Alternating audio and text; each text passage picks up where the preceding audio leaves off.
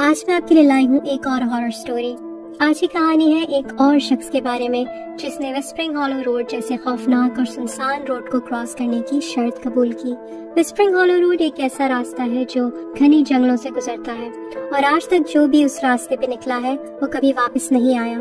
Sam को पैसों की सख्त जरूरत थी और इसी वजह से उसने ये शर्त कबूल करने से पहले एक बार भी नहीं सोचा कि आगे उसके साथ क्या होने वाला है। उसे मालूम नहीं था कि ये उसकी जिंदगी की सबसे बड़ी गलती साबित होगी। तो तैयार हो जाएं सुनने के लिए एक खौफनाक कहानी जिसे सुनने के बाद आप किसी भी सुनसान रास्ते पे जाने से पहले 100 बार सोचेंगे। क्रिसमस ईव पे सैम अपनी कार में बैठा अपने दोस्त रायन से फोन पे बात कर रहा था। रायन उसे एक शर्त लगाने के लिए मजबूर कर रहा था जिसके लिए वो सैम को $500 ऑफर कर रहा था। रायन ने सैम से कहा कि रास्ता सिर्फ 1 घंटे का ही तो है। $500 1 घंटे की ड्राइव के लिए बुरे नहीं है।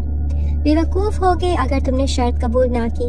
सैम ने कहा कि उस रोड के बारे में कई कहानियां मशहूर हैं कि वो रास्ता आसेबी है और काफी खतरनाक भी है। रायन ने हंसते हुए कहा कि ये तो सब बच्चों की बनाई हुई कहानियां हैं, तुम इनको सुनकर डर गए। सैम डरा हुआ तो था लेकिन उसके घर के हालात कुछ ठीक नहीं थे और उसे पैसों की सख्त जरूरत थी। बस यही सोच के उसने ना चाहते हुए भी रायन की ये शर्त कबूल कर ली। अब अगर दोस्त ऐसे हों तो दुश्मनों की क्या जरूरत। रायन अगर एक अच्छा दोस्त होता तो यूं ही पैसे सैम को दे देता, इस तरह उसे शर्त के लिए मजबूर ना करता।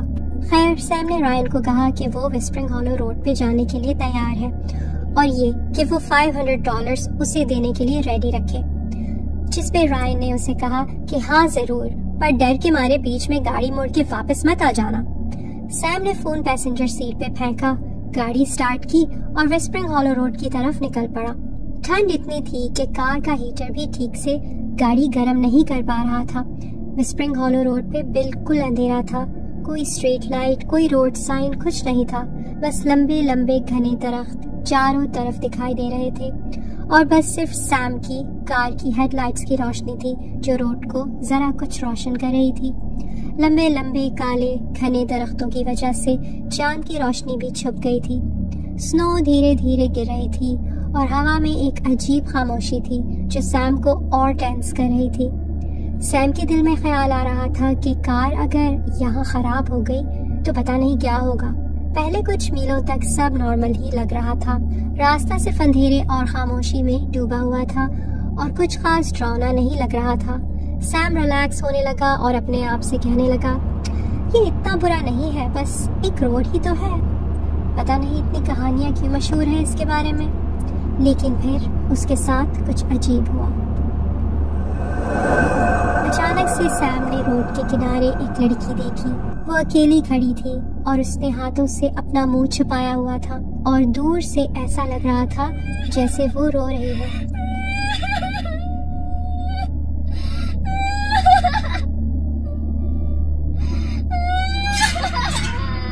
सैम ने गाड़ी उसके पास जाके रोक ली और विंडो नीचे करके बोला, हे तुम ठीक हो? तुम यहाँ अकेली क्या कर रही हो? लड़की का चेहरा बहुत पेल था और उसकी आंखें लाल थी। मैं पास ही में रहती हूँ, मेरी टांग में चोट लग गई है और मैं घर नहीं जा सकती।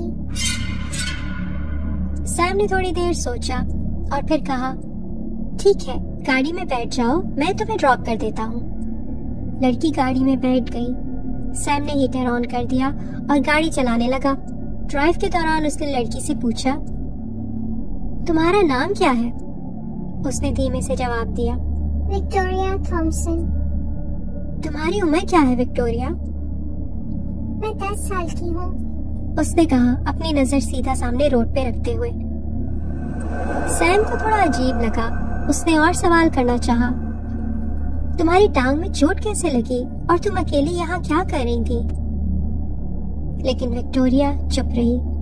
उसके एक्सप्रेशन बिल्कुल ब्लैंक थे, जैसे उसने कुछ सुना ही ना हो। सैम को उसका ये रवैया बहुत अजीब लगा। माहौल में खामोशी तारी हो गई, लेकिन सैम ने सोचा कि लड़की शायद बहुत अपसेट या डरी हुई है, इसलिए उसने और सवाल करना ठीक नहीं समझा और अपना ध्यान वापस रोड पर लगा दिया। कुछ देर दोनों खामोशी में सफर करते रहे। सिर्फ हीटर के चलने की मध्यम आवाज सुनाई दे रही थी उसके अलावा बिल्कुल खामोशी थी, लेकिन सैम के दिल में एक अजीब सी बेचैनी थी। लड़की में कुछ अजीब सा था, कुछ जो वो समझ नहीं पा रहा था। उसका ड्रेस पुराना लग रहा था, जैसे कोई कॉस्ट्यूम हो। उसके सफेद और बेजान से हाथ बिल्कुल हिलजुल नहीं रहे थे। ये सब सैम को अनईजी कर रहा था, लेकिन उसने इस सोच को अपने दिमाग से झटक दिया। कुछ देर सफर करने के बाद विक्टोरिया ने एक तंग रास्ते की तरफ इशारा किया जो जंगल के बीच में से गुजर रहा था। आप मुझे यहाँ उतार दे, मेरा घर बस इस रास्ते पे है। सैम ने हैरानी से उस तंग और अंधेरे रास्ते की तरफ देखा। तुम श्योर हो? यहाँ तो बहुत अंधेरा है। मैं तुम्हारे साथ चल के घर तक छोड़ देता हूँ। नहीं, विक्टोरिया ने जल्दी से जवाब दिया, शायद कुछ ज्यादा ही जल्दी से। मैं ठीक हूँ, आपको सहमत करने की जरूरत नहीं है, मेरा घर बिल्कुल पास है। सैम एक लम्हे के लिए रुक गया। उस लड़की के जवाब ने उससे कंफ्यूज कर दिया था। तुम श्योर हो? उसने दोबारा पूछा, अंधेरे रास्ते की तरफ देखते हुए। हाँ, लिफ्ट देने का शुक्रिया। सैम ने कुछ सोचते हुए सर हिला दिया और विक्टोरिया को जाते हुए देखता रहा। वो लंगड़ाते लंगड़ाते बिना पीछे देखे घने जंगलों में गायब हो गई।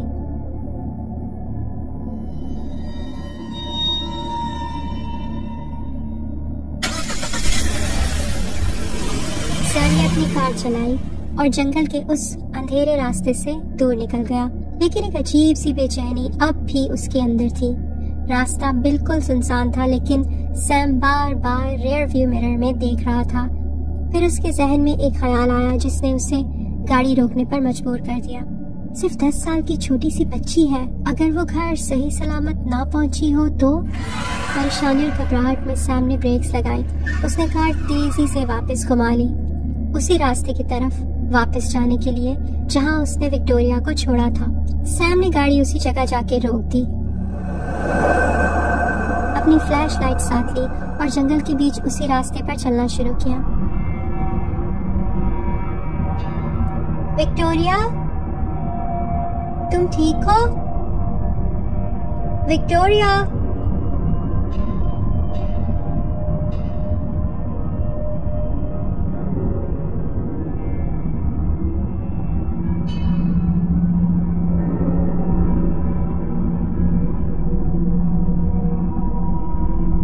विक्टोरिया, तुम सुन रही हो?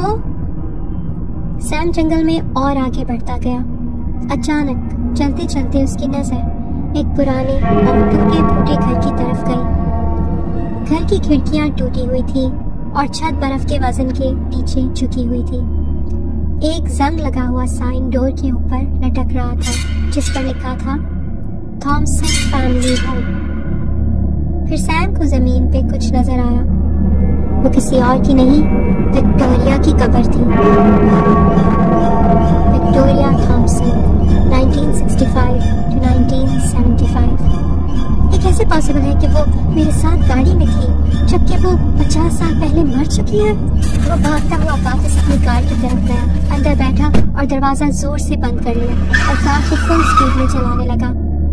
अचानक कार का रेडियो चल पड़ा और क्रिसमस म्यूजिक चलने लगा।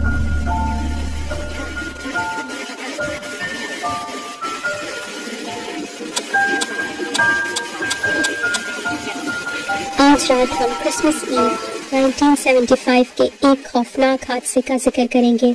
थॉमसन फैमिली के अफराद अपने घर में मुर्दा हालत में पाए गए। उनकी अडॉप्टेड बेटी विक्टोरिया थॉमसन पर शक है कि उसने उन्हें बेदर्दी से मार दिया था और क्रिसमस ईव में वो गायब हो गई थी। कुछ हफ्तों बाद उसकी लाश गार्डन में मिली। उसकी एक टांग पूरी तरह से कुचली हुई थी। विक्टोरिया को उसके घर के गार्डन में ही दफना दिया गया। विक्टोरिया थॉमसन का राज अब तक एक राज ही है। कहते हैं कि उसका भूत विस्परिंग हॉलो रोड पर अब भी भटकता है अपने अगले शिकार की तलाश में।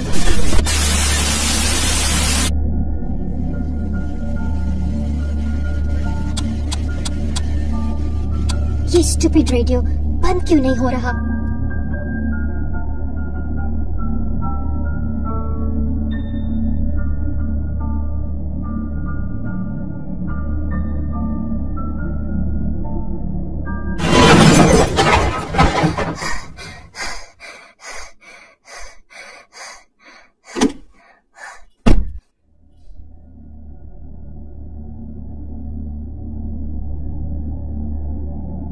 सैम जल्दी से बाहर निकला और चारों तरफ देखा, लेकिन वहाँ कुछ भी नहीं था, ना कोई इंसान, ना कोई चीज। सैम को यकीन था कि उसने अपनी गाड़ी से किसी को हिट किया है। गहरी सांस लेते हुए वो वापस कार में बैठ गया।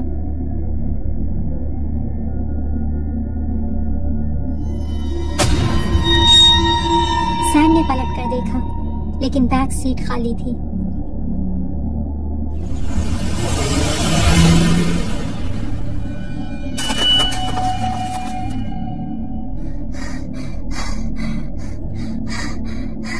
ये मुझे क्या हो रहा है? क्या मैं ये सब इमेजिन कर रहा हूँ? मुझे गाड़ी चलाते हुए 1 घंटे से ज्यादा हो गया है। ये सफर खत्म क्यों नहीं हो रहा? क्या तुम्हें बताऊं मेरी टांग में चोट कैसे लगी? अगली सुबह अथॉरिटीज को जब सैम की कार मिली तो ड्राइवर सीट खाली थी। सिर्फ हल्के पैरों के निशान स्नो में नजर आ रहे थे, जो सीधा थॉमसन फैमिली होम की तरफ जा रहे थे। सब लोगों की तरह जो हिम्मत करके वेस्टस्प्रिंग हॉलो रोड के रास्ते पर गए और कभी वापस नहीं लौटे। सैम भी उन्हीं लोगों की लिस्ट में शामिल हो गया और उसे दोबारा कभी दिन की रोशनी देखना नसीब नहीं हुई।